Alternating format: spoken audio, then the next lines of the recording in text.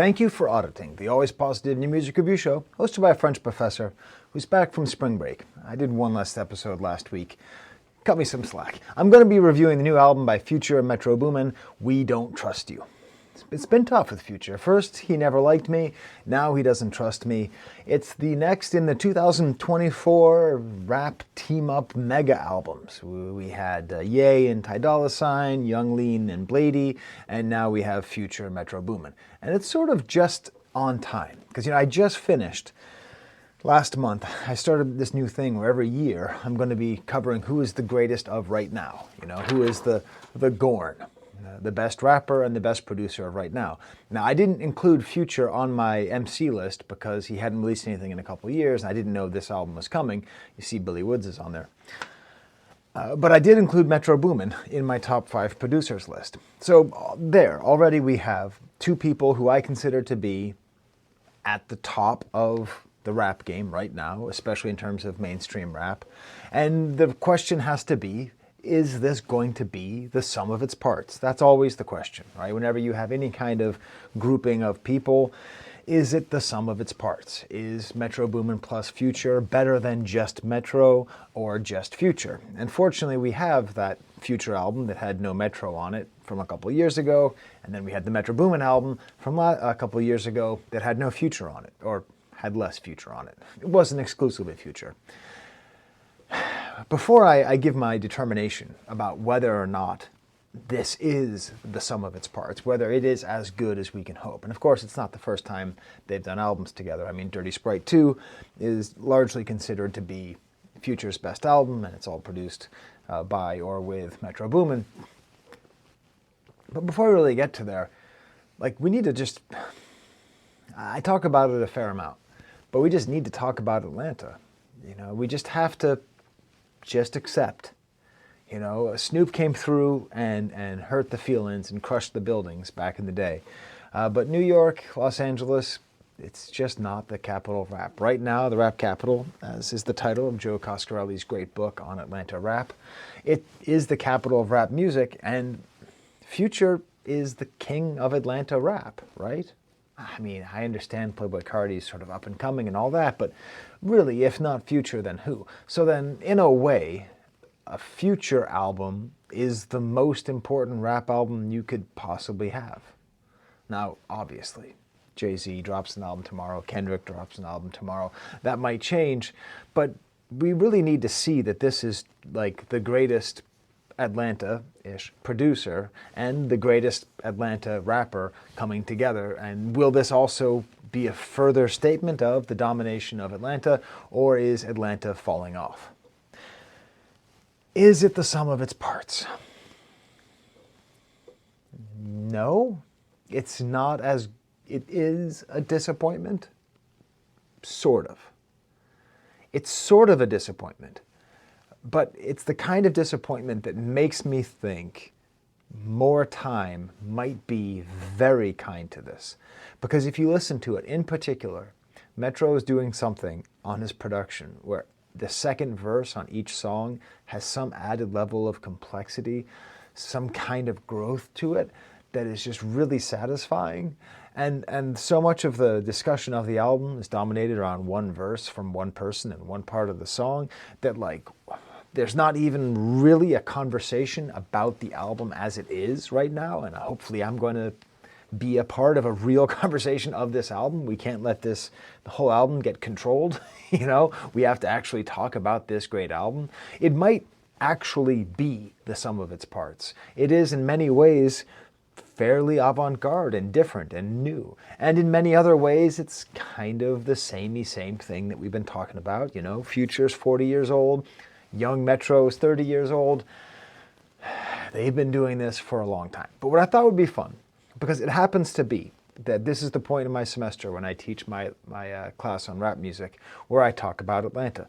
My students have to read for Wednesday 40 pages and answer a bunch of questions on Outkast and The Dungeon, and then for Friday they're going to have to read about Migos and Future. So I thought I would show you the PowerPoints that I made as kind of my introduction to Future. And the important thing is this. If we are going to accept the fact that success is a measure of talent in rap culture. Okay? This is controversial. Sometimes people come down to me and say, Skye, that's totally wrong. I'm saying not all culture. I'm saying rap culture is competitive. Therefore, success is a measure of competition, is a measure of winning a competition. It's important to see, like, what is it about Atlanta rap that makes it good and why? Because, you know, I go back to this. I talk about this moment a lot, but I interviewed Woods and Kenny Siegel for Maps. It was a great moment in my channel, a great moment in my history. And Woods actually referenced Future.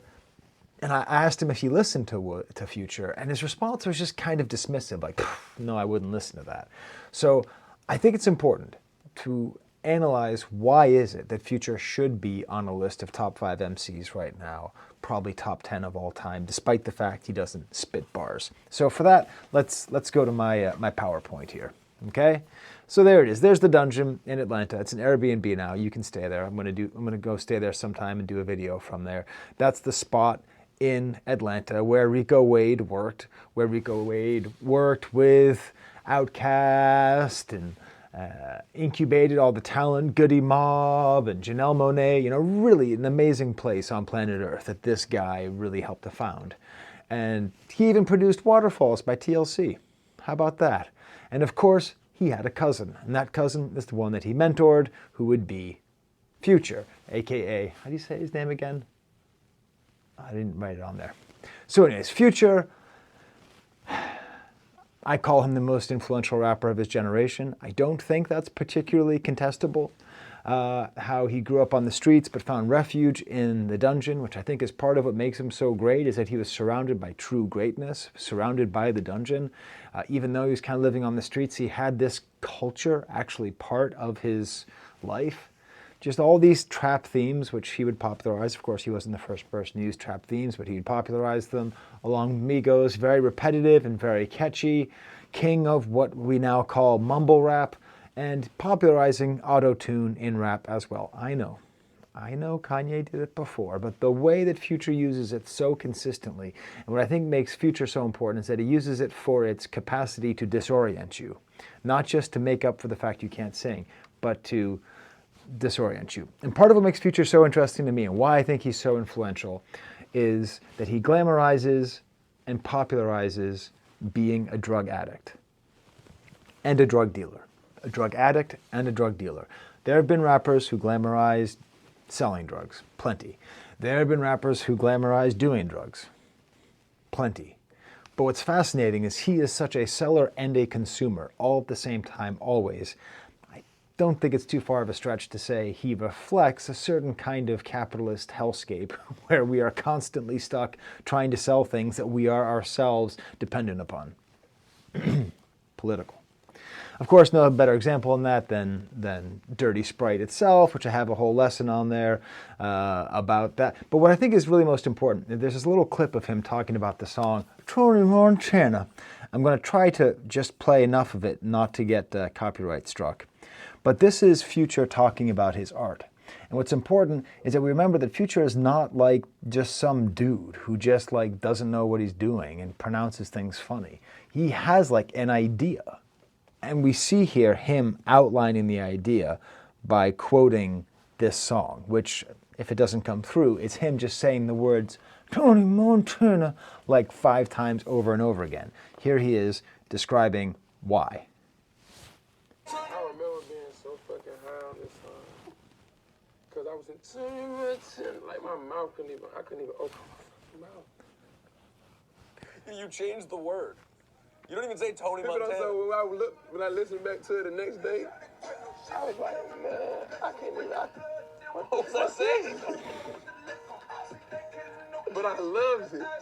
Oh, this shit sound raw though. This shit sound good. I'm not gonna change it because, like you say, when I freestyle something, I know it's a little something that you can't really understand, but it's that make you feel like you like it. That's what you like it for. And you go to a club and there are people singing along to words and you don't know what the words are. And they're They done singing. made up the word. They made up the words. Shh, shh. Don't get me copyright struck.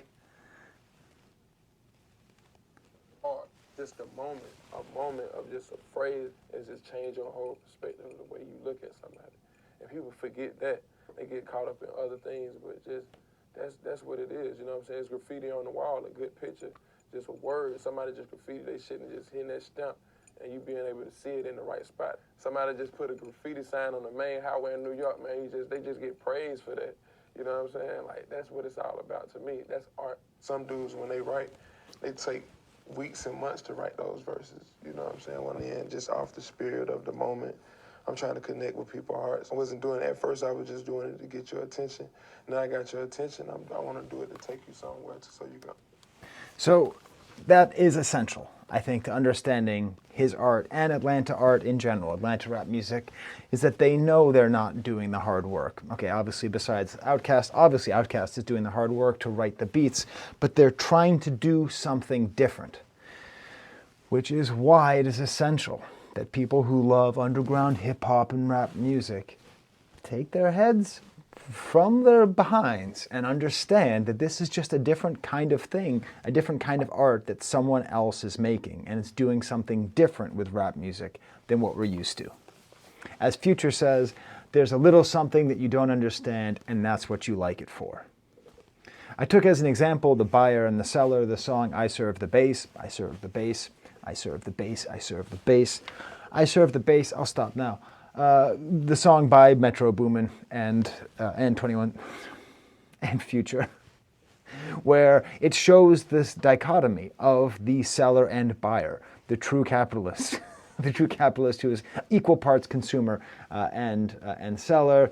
Went unemployed, selling pot pies. I served cocaine and some Reeboks. 5 in the morning, one of the Cola Rolling Stones. Went unemployed, selling pot pies, selling chicken, selling cocaine. So there he is as a seller, and then he is a consumer. A whole lot of lean. My nutritionist should have told you I had the drank on me. Should have told you I keep that Molly on me. Molly and them Zans got me aggravated. A product of the roach in the ashtrays. I inhaled the love on a bad day.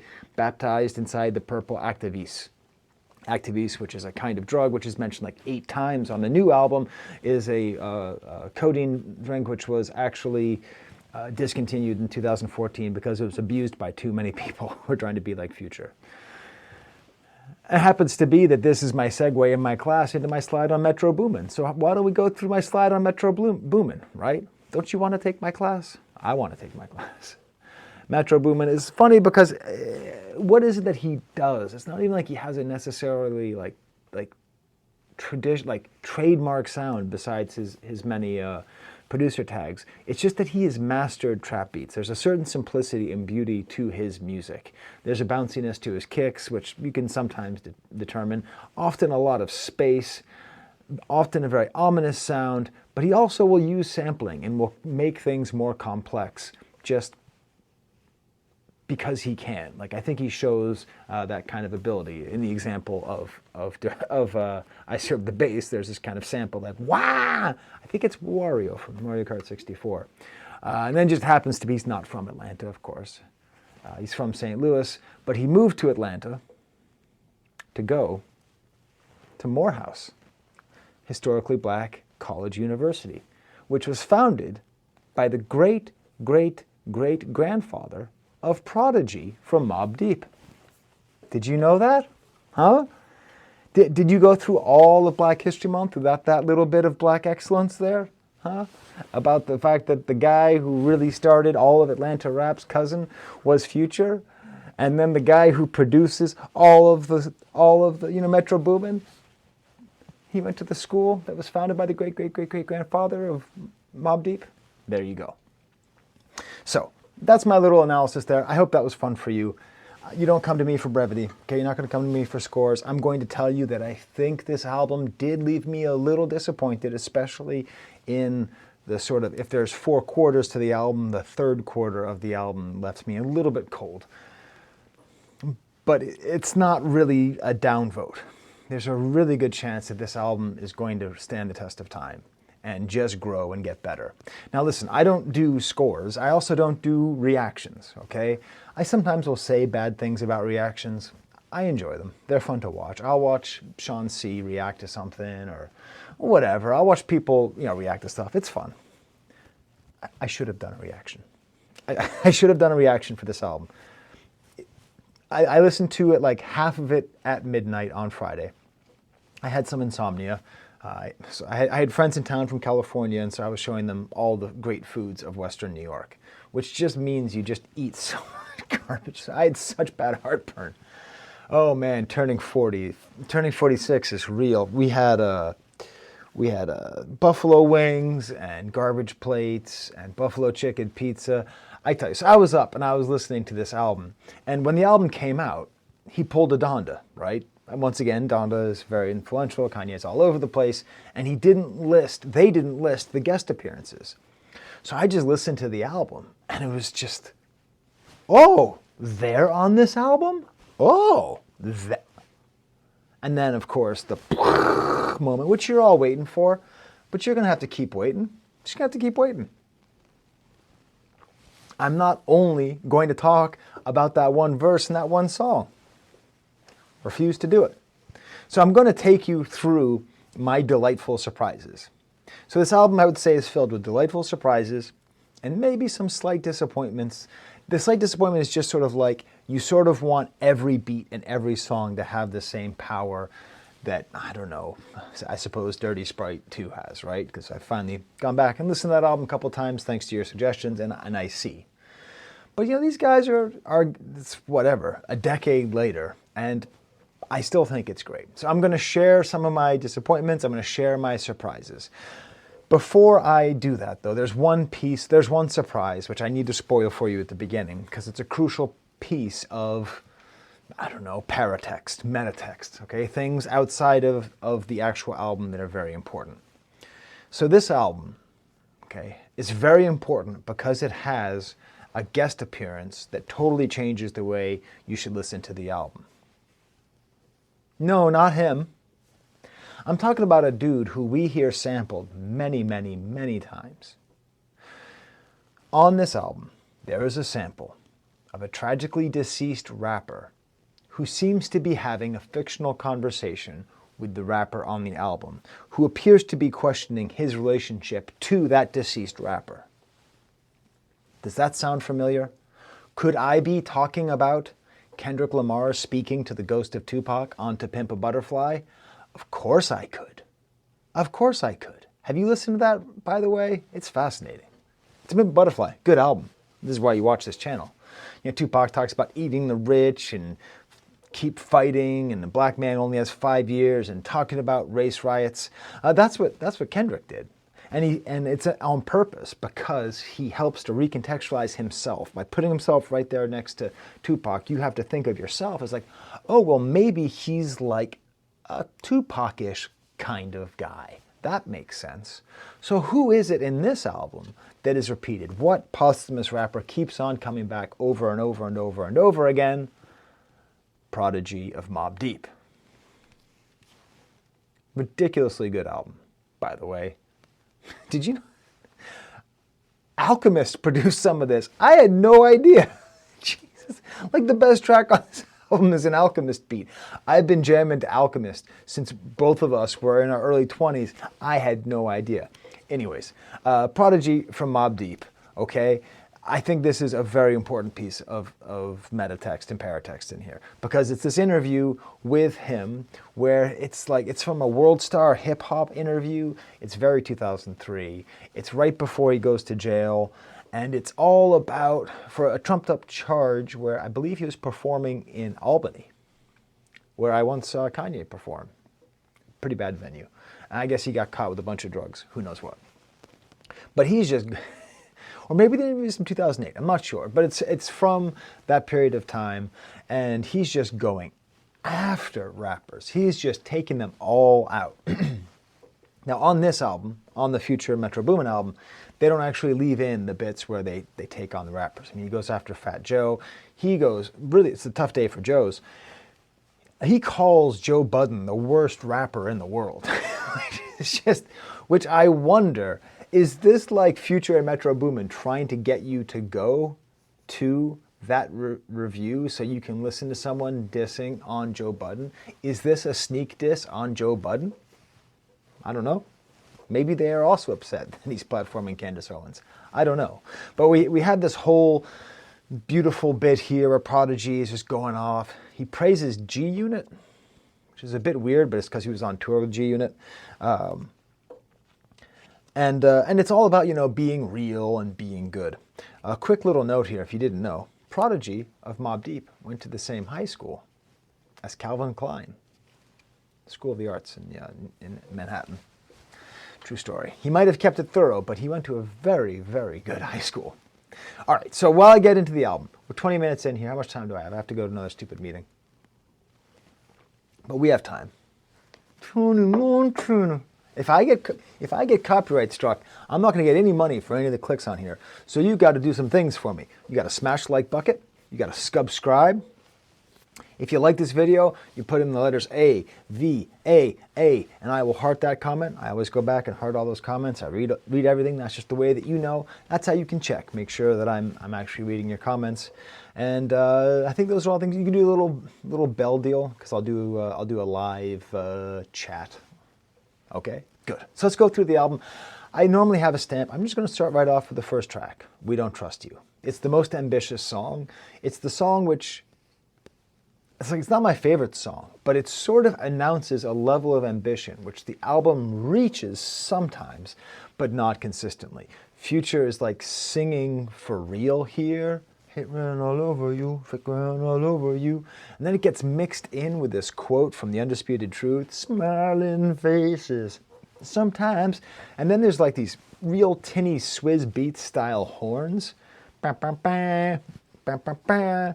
And then throughout the album, there seems to be sort of pre-worked Future beats and improvised. And the improvised, Future rhymes. And the improvised stuff is just, it just tends to be boring, but that's part of his art. So just wood grain.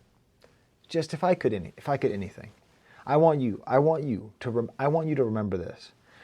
Every time I hear a rapper say the words wood grain, I go, ugh. Okay? So now, for the rest of your life, when you listen to rappers and they say wood grain, just picture me in my stupid little suit going, ugh. It's just, who cares about wood grain? Nice kind of like, the production, this is what I'm talking about. Like, there's a chance that I keep listening to this album over the next year, and then I'm just like, on this one. Because the 80s drum machine fills like this, like, then at a certain point, it gets matched with these gunshots, like, and then it gets to the famous quote, if young Metro don't touch you, I'm gonna shoot you. It's just, it's beautiful. It's like beautifully mixed together, these sounds. There's all these little details that are easy to overlook, and you want Dirty Sprite too, but we can't. It's 2024. A quote from the movie Bullet with Tupac, I don't trust no motherfucking buddy. The paranoia and an inability to trust people is a serious problem for rappers and rap music. There's like this cool, like the second verse is way more straightforward. I almost thought like, wait, is this like Lil Baby or is this some kind of baby rapping here? This doesn't sound like Future, but it's Future. Like a dog background, at the point like the drums drop out and he gets more and more emphatic. There's some lyrics in here which I guess you could see as attacking Drake. I don't know. And then it just gets super maximal at the end with these horns and these sounds and the singing and the rapping. And then we get a quote from Eazy-E from Straight Outta Compton, trust is a motherfucker. Eazy-E is another figure who's all over this album. I think this is on purpose. I think these references, especially to Eazy-E and to Prodigy, is trying to help us contextualize Future as one of these real guy people who's true to the game, who keeps making good stuff and doesn't make trash, and he's just trying to align himself with that pedigree, like connected to those people. Of course, Eazy-E was not a particularly talented rapper in the beginning. Anyways. And then we get to the next song, Young Metro. So they're intentionally starting like this whole, of course they've worked together before, but this seems like because Metro-Boomin's status is so high now, he feels like the most sort of, I don't know, it feels like they're really working together to promote each other. Kind of a boring beat here, but it has like these, I really appreciate the ambition of Future's rhymes here. Like he's not doing the improvisation thing. Evil Knievel, Pluto told his heaters, leave it in the freezer, I'm as big as a beetle. F on a diva, I'm hotter than fever. Like just cool repeated sounds. It doesn't mean much, but then eventually his flow gets sort of like weary. you know? Yeah, like nobody does like tired and weary like he does, because he doesn't sound like tired and weak. He just sounds like that, like in that clip I showed you. Just like, Montana. Surprise! Weekend's here. Ooh, K, Weekend? How's it going, bud? That last single was pretty bad. I've been threatening to do a video about what a piece of garbage that is sometime. Are you okay, Weekend? Because this is not like your best guest appearance, Weekend. I know people hated The Idol. I didn't actually hate The Idol as much as everybody else. I will defend The Idol. Some parts of The Idol. Not the ending, but some parts of The Idol. I don't know. I do like it, though. I like the way that it interacts. I like the way Weekend's sort of in the background. He doesn't really take the front, but I guess this is co-produced by Mike Dean, which makes sense, because he was the true star of The Idol. Oh, did you just watch the YouTube stuff about why The Idol is bad and you didn't watch the damn thing? Then you didn't get to see Mike Dean smoking a bong for 45 minutes. There's a 45-minute section of that TV show, entire episode. It's just Mike Dean smoking a bong. That's it. And then some ladies naked in the back. That's it. I love the synthesizers on here. I love the way he repeats the first verse of the week. This is what I'm talking about. I don't know why I said that like I'm angry, but this is what I'm talking about. There's a chance that this album is amazing because the way they repeats the first verse with The Weeknd now in here, and The Weeknd's in the back, it might just be that good. Next track is called Ice Attack, which I assume is in reference to maybe Powder Snow, maybe Icy Wind. Nice kind of haunted synths here. The drums, again, are a little bit boring. Okay, this thing drives me crazy. Remember I was talking about how he's the rapper who I think best illustrates selling and doing drugs? He says, I'm praying for a plug to bring me activists.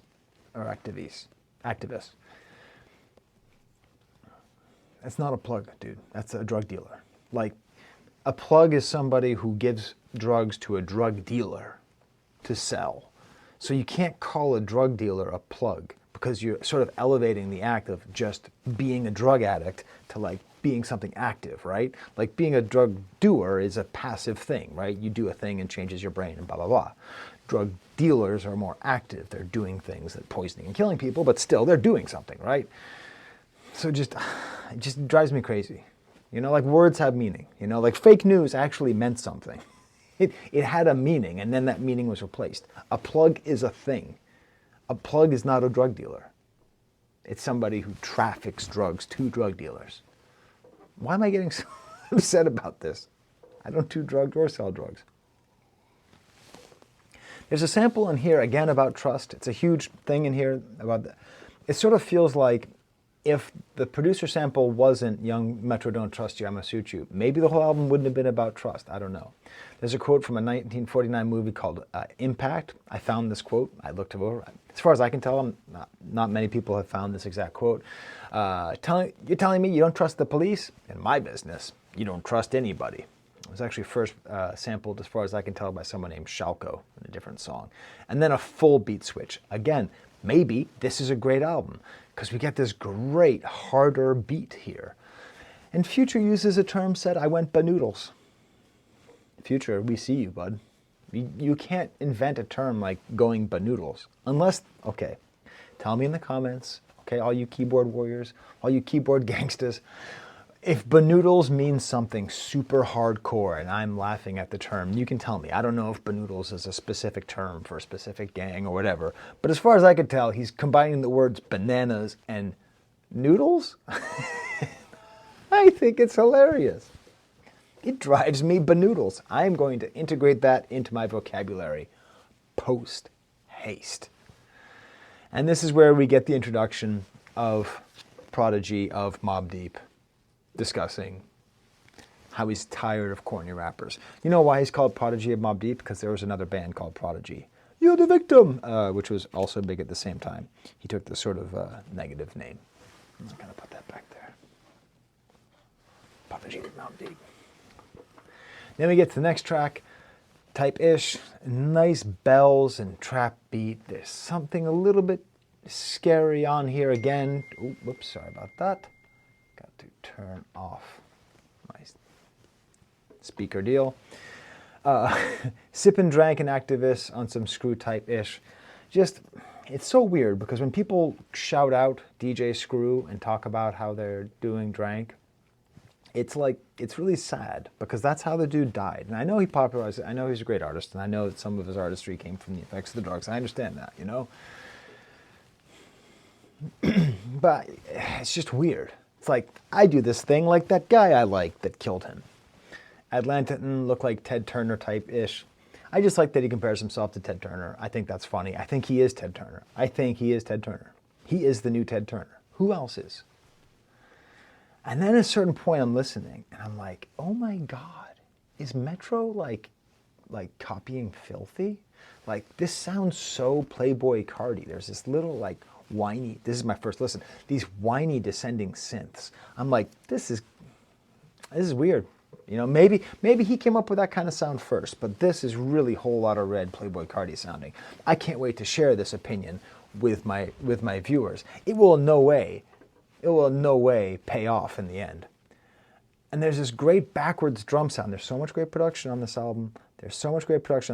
Part of my biggest disappointment is that he doesn't produce everything solo on the whole thing, but that's okay. He didn't do that on Heroes and Villains either. This is the first song, I believe, that is completely produced by him, and it's just nuts. It's so cool, because then we get these cool, wavy, washy synths, and Travis Scott, surprise, pops up and just starts saying so many drugs in so few lines, but it's just all these layers and layers and spacey and cool. And then, surprise, Playboy Cardi comes in. Now it all makes sense. I swear to Doug Nuts that I was 100% thinking, why are they trying to sound like Cardi here before Cardi came on? That's why I should have done a live reaction, okay? Let's try it here. Whoa, Cardi! Oh! All right? It's awesome. And he's doing that kind of funny, doing that sort of funny Kermit voice he does. She on that high-G model shit. Charlie said I'm a superhero. How the fuck I'm a how the further shit. Look at me doing in the back. She on her bobblehead type shit. All I want is ass and titties. Ain't got no type shit. You know? The thing is, the reason that Cardi's on the top 5 MCs and Future isn't right now, in my opinion, is just he does that effortlessness just so well. Sipping on drink, pull the hood up, sipping on my drink, Metro. Just beautiful. He's just great. He's just absolutely awesome. And then they bring the chorus back, and there's this weird outro where everything gets mixed up, and it's all just beautiful. And again, I'm thinking maybe this album is great after all. I posted on Instagram, what do y'all think? I posted a picture of Prodigy of Mobb Deep saying he doesn't trust you. And a lot of people said, you know, oh, they fell off, oh, they fell off, oh, they fell off. That's okay, but that's what we said, that's what you said, not me. That's what some people said about Whole Lotta Red.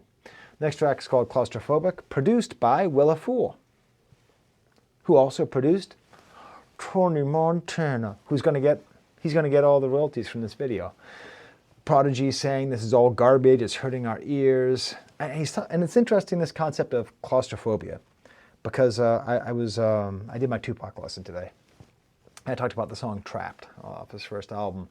And it sort of talks about the way that one feels trapped in the ghetto, trapped in the system, trapped in prison, sort of the way that young black men in particular and young disadvantaged people of all sorts often feel just trapped. And this is great because this is talking about feeling trapped while being surrounded by and creating immeasurable wealth. Had to buy another mansion, I'm getting claustrophobic. Went and bought a bigger Maybach, I'm getting claustrophobic. Went back, extended Phantom, getting claustrophobic. Make sure that Rari drop because I get claustrophobic. I don't think this is like him just flexing. I think he's legitimately talking about having difficulty and anxiety. And how couldn't he? He's on so many drugs. He does say I'm in a hybrid looking like a pirate. Hybrid pirates? I mean, I get those words rhyme. I mean, fortunately, I just got a Prius Prime. Yeah, I did. Used. Always, don't ever buy a new car and say it's ecological. Only ever buy used cars. I'm going to do advertisement.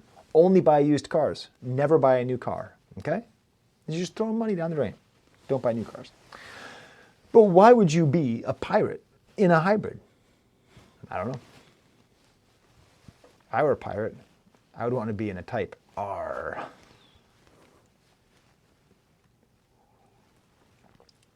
I improvised that joke. And okay, so Future. Is Future a good rapper? Yes, almost despite the fact that he doesn't really care about it. Like he's trying to get that feeling, he's trying to get that vibe. But if you pay attention, this is why I keep saying over and over again, this album might be a cupcake that keeps coming back and you just keep deciding it's better and better. He changes the way his flow in between lines. Like he has this kind of like soft, $1 million phantom, I won't even dry it, chauffeur Louis Vuitton loafers when I'm sliding.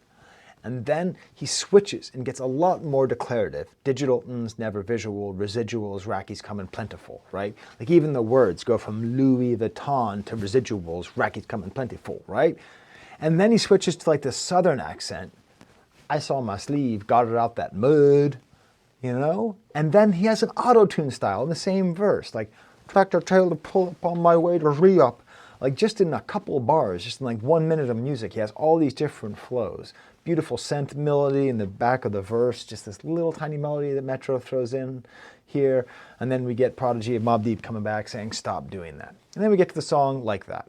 Not a big fan. Next track, no, I'm kidding. Like That, obviously. Like That, obviously. First of all, it's Metro-Boomin showing he can do samples. This is him by himself. He doesn't have people helping him here. This is Metro-Boomin just saying, all right, I'll tell you what. Let's have fun, okay? Let's have these kind of weird horn things, a sample of Everlasting Bass. And then there's this other sample, which isn't a sample. Remember how I showed you the dungeon before? Part of what made the dungeon so interesting is they didn't do a lot of sampling. They actually got live musicians to play a lot of music. That's why a lot of Outkast music sounds different than a lot of other rap. So they actually play I'm Gonna Love You a Little More, Baby by Barry White. Now, the song itself has been sampled over 293 times, according to Lyric Genius. According to who sampled, excuse me, the two sources. Except the thing that Metro samples isn't the thing that's sampled. So the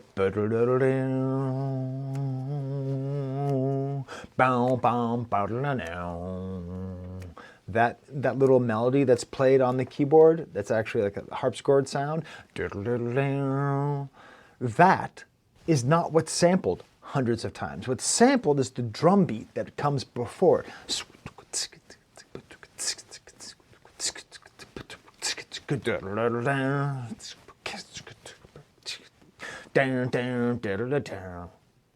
All right? That's what does it. So, in this song, Metro-Boomin samples or recreates the part of the song that isn't sampled. And instead, he just puts in standard Metro-style drum beats. And then also has a little bit of like 80s style keyboard triangle. Boom, boom, boom, boom, boom, boom, boom, boom, boom, boom, boom. And throughout the time, he's also going to integrate piece by piece by piece by piece by piece, Eazy-E, and Eazy does it. Now, Future's verse. So, you know what's coming. You know who else is on this verse. So you'd think, Future. Yeah. Like the greatest rapper like that's working right now, arguably, definitely top 5, definitely top 3, is going to be on your verse. So let's make sure your verse is super good. Okay, what if I just had a weird sex verse? Well, a little bit of it, but not the whole thing. Yeah. The whole, you're not going to do the whole thing, just a weird sex verse. Yeah. Okay. It's all just a gross sex verse. But it doesn't really matter because the way he delivers it is so great. I love this little whistle in the back, little Mr. Banana Grabber. I put her on the gang. She gets effed for a chain. Yeah. But the chorus is great. The chorus is great. Future is just sleepy and cool, these great ad-libs, if you like that. And then Metro just keeps showing off, integrating in He was once a thug from around the way. Easy, but you should never. A song which was just sampled by The Game and Kanye, but here it's just used and repeated and triggered and re-triggered and made part and weaved into the Barry White thing, weaved into the boom, boom, boom, boom, boom, boom, boom, boom, boom. It's just super awesome. It's super cool. It's a great mixture of old and new. And I cannot tell you how surprised I was when Kendrick Lamar came on this song, okay? This is true. In 1997, I was invited to a free screening of the movie Scream by Wes Craven. And I was going to see a different movie, and they just swapped it out at the end. So I saw that movie with no trailers, with no images, it was the greatest experience I've ever had in a movie theater, because I was just shocked. Just like, what the hell is this? This is all new.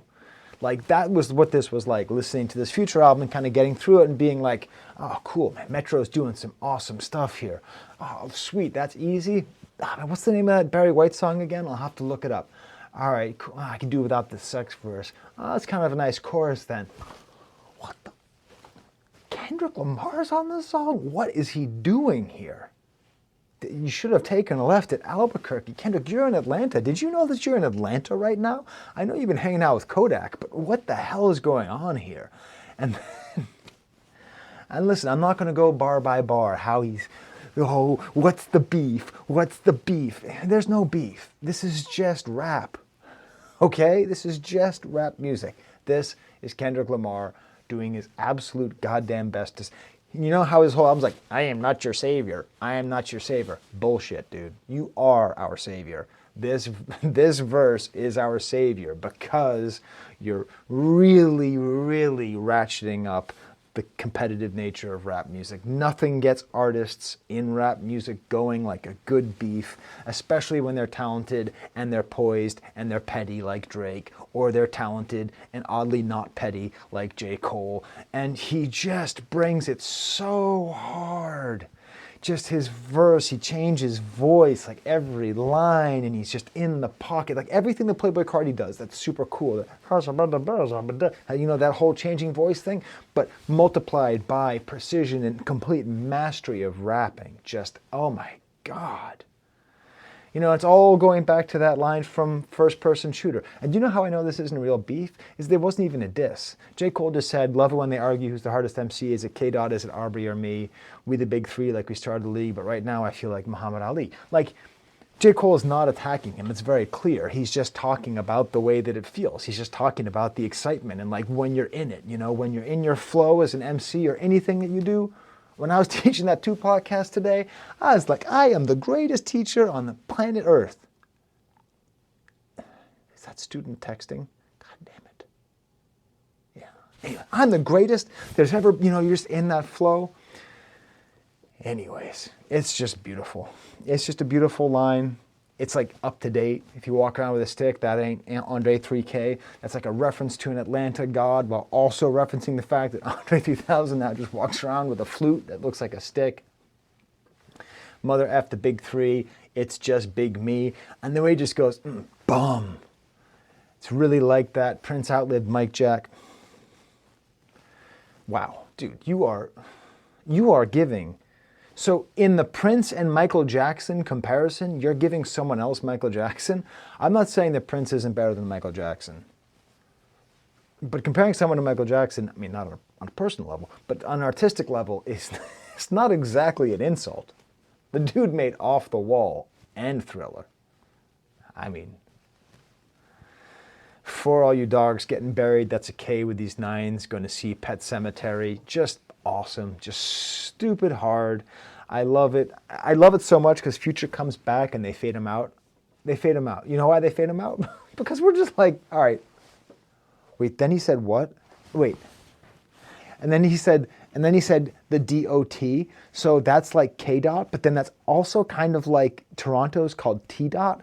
And he's talking about like money, power, respect. It's best to have the last. Is he implying that Drake doesn't get the respect? So you're just sitting there. You're thinking all about this other stuff. You are not thinking about what the hell anyone else is going to start rapping. So they just turn down Just turned down Future on his own album, and you don't care at all. God damn, rap music is fun, right? Isn't this fun? And that's what he's doing. No one's getting shot. No one's getting beaten, okay? Kendrick is becoming the savior of rap music by doing another Control verse, by doing another thing, which reminds you it's cool to be relaxed and chill and not care about anything but your bed and your mom, but you also have to defend your crown if you're going to do it. If you're going to be the greatest of right now, you have to be the greatest of right now. Next track is called Slimed In. And I was like, is that Young Thug? I think it is. And I think it is. Super heavy bass, a little more like electronic-y. There's this severe resolution to this beat, which I like. It gives it a kind of lightness. There's this like whistling and this faraway harpsichord. Before you go around saying, Metro fell off, listen to it. Listen to the space that he's putting into this drum sound. Listen to this faraway harpsichord. Listen to this whistling sound. Listen to the way that it provides this space for Future to come in. My favorite line on the whole album is curved that goofy. He ain't him. Okay, that line is just banoodles. Stop trying to make fetch a thing, Future. That line is just banoodles, right? Just curved that goofy. I don't know exactly what that means, but I assume that's just talking about, like, you know, some guy who's goofy. I just like it. And it's funny because in that previous song, Kendrick says, D.O.T., the money, power, respect, last one's better. Say it's a lot of goofies with a check. So like 2 songs in a row referring to people as goofies. Gosh, they're being referred to as goofies. And in both cases, I think it's a fun, strong way to put someone down. This is probably my favorite flow from Future on the album. Beautiful interstitial part with no drums or bass, just his rapping. Magic Don Juan, Princess Diana, super drugged up, okay, piano, simple notes. Drum sounds a little rickety, but I like the sub bass on here. I don't know, like this is what I'm talking about. Like, the song isn't my favorite, but the way it gets more complex and darker in the second chorus makes you go, okay, that's pretty cool. And then there's like a full beat change, and it's like totally different and awesome. And then we get to the song Cinderella, which I did not like that much the first couple times I listened to the album. The harp sounds are fine. There's a great blown out 808 sound, kind of Yeezus-y, nice kind of chilled out sounds. Talks about pissing codeine, which, like, I understand that he advertises codeine a lot, and a lot of people drank because of him. But when you talk about pissing codeine, it just sounds so unpleasant. So anyways, that's my PSA. Pissing codeine, unpleasant. And then Travis comes in, and surprise, Travis is back. And oh my, wow. Just the shift that I felt from the first listen to the second listen. When I knew Travis was coming in on the second listen, I really enjoy the interaction, the Kid Cudi style. Wait, is that him? Is there Cudi in the background just going, It sounds like there could be. Running Out of Time is like the most Drakey song here. I don't know. Like, it's like he's just singing non-altered, and he even like says he's running out of time, and then he like runs out of time. He has too many words in his verse. They didn't turn my back on me, never turn myself. Maybe just running out of time. It's great. I really enjoy the church organ. Like, the outro has some auto-tune. Then we get to the worst song, Fried, She's a Vibe. Just, I don't care. Fried, it's just drug sounds. I don't know. She's Spanish. You don't call me Poppy. I make her call me Dad. Dude, isn't it daddy? Like, I don't go for the daddy stuff. Like, okay, that's going to be taken out of context. I don't go for like that, you know, like I understand that that's a thing. It's not a thing that you know, appeals to me. But you don't just say dad, like the right, like that's too specific, right? Like, there's no right. Am I wrong? I don't mean to be kink shaming, but I don't. It's not a thing to be like dad, like. Anyways, I went off the tracks. Beautiful embellishment on here with this like ratty 808 cymbal sounds, then a faster flow in the second verse. Again, I might end up liking the song more as time goes on. Took a couple uppers, downers, mixed them together. dude, these just really terrible ideas. And then once again, we have Prodigy of Mobb Deep coming in. Then we get Ain't No Love, which I thought was going to be a Bill Withers song. It's not. I love the piano, like lots of layers. Like the voice is just a layer. Cool, weird sounds, in and out synthesizers. Very druggy pronunciations. Ain't no love, ain't no love. I love the slight changes in the second verse.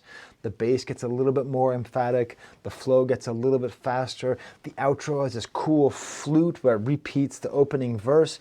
And this is why I'm telling you, this really might make it on my top list at the end of the year, even though right now I'm not sure it's there. And then we get to Everyday Hustle, which has, like, Metro. I think I told you, my son goes to college in D.C., and everywhere there's just Metro this, Metro that. So the entire time that I'm visiting my son in college or helping him moving in futons and all that, it's like, Metro! Market. Metro police. But Everyday Hustle is like a full-on Kanye-style pitched-up sample. It's of Alfreda Brockington's song. It's kind of like a waltz, and he's like singing for real, and like these drums come in, and at a certain point he says, early in the morning, and I'm like, what does this remind me of? And I realized it reminded me of Father Stretch My Hand, part 1. Beautiful morning, the part where it says early in the morning, it's like Beautiful Morning, which of course, is a Metro song off of Life of Pablo. Co-produced, by the way, Father Stretch My Hands Part 1, the producer list, Kanye West, Metro-Boomin, Mike Dean, Rick Rubin. It's Murderer's Row. That's the 1936 Yankees. Good Lord. Surprise! Rick Ross is on this track. I like Rick Ross, but like, we got the hottest names. Playboy Cardi. We've got Young Thug, just in a little cameo. We've got Travis Scott. We've got Kendrick Lamar. And we've, yeah, Rick Ross is on here too. But I like it. I don't know. It's funny because I'm teaching Tupac right now. Does he have the closest flow to Tupac of anyone that's still out there right now? Going broke's in a panic, selling dope, send a pallet, young killers, city full of talent, you testified, hate to see it happen. I don't know. Then there's a beautiful beat change, and I swear to God, the drums on here are in the beat change, the drums from Good Morning, Ooh, by Kanye off of Graduation. It becomes more faster and old school. Like I'm telling you this is a good album. The bass is like slowly rising and lowering, and then that gets replaced with a full trap beat. And then it's almost Dilla style, the way this song is now sampled, the weird 70s sample. It gets fast and awesome, and then it ends, this is the year of the poop bar. It's the year of the poop bar. Drop a brick in the toilet. I ain't talking about shit. I assume he's talking about flushing cocaine down the toilet so that the feds don't find him. Not talking about what my friend Keith used to do in his apartment in Alston, where in order to save water, he put like bricks in the back of the toilet so there'd be less water, which just meant, it's so gross. Like you need water in a toilet. It's like a Cheech and Chong toilet. We get to the next track, GTA, full rain and dark atmosphere, minor piano. I like this because it's kind of Migos-y, like crash out, crash out, crash out. And I love the way he uses auto-tune in here to be slightly woozy. I like how it gets darker with these effects on his voice. What kind of ice? That's a chandelier. My earrings lying to me when I look in the mirror. So I think this is real life. I think we need to imagine a future, like literally looking in the mirror and thinking there's a chandelier behind him, but realizing it's an earring. Just how funny Genius is. There's like this long comment in Genius. GTA is a reference to the Rockstar video game Grand Theft Auto. No, it's not. It's a reference to Boys in the Hood by Public Enemy. I mean, look at me. Look at me, trying to sound like a smart guy, and I say the wrong name of the band. It's about Boys in the Hood by Eazy-E. Also on an NWA album, right? It's Boys in the Hood. It's all about making that GTA. That's how I learned what GTA was. I actually didn't know. It was only when the video game came out that's like, oh, that makes sense.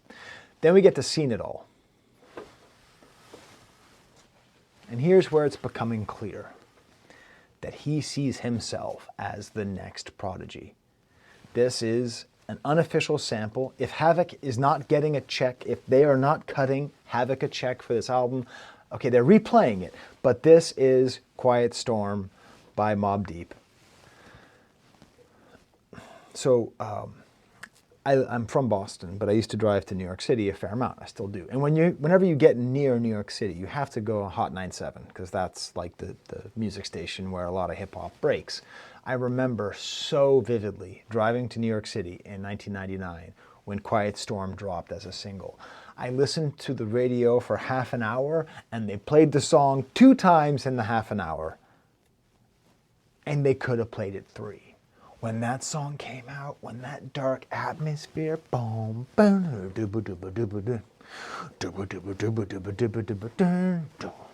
oh my God. And that's before the remix. Actually, no, the remix was then too. Oh my God. The excitement for that song.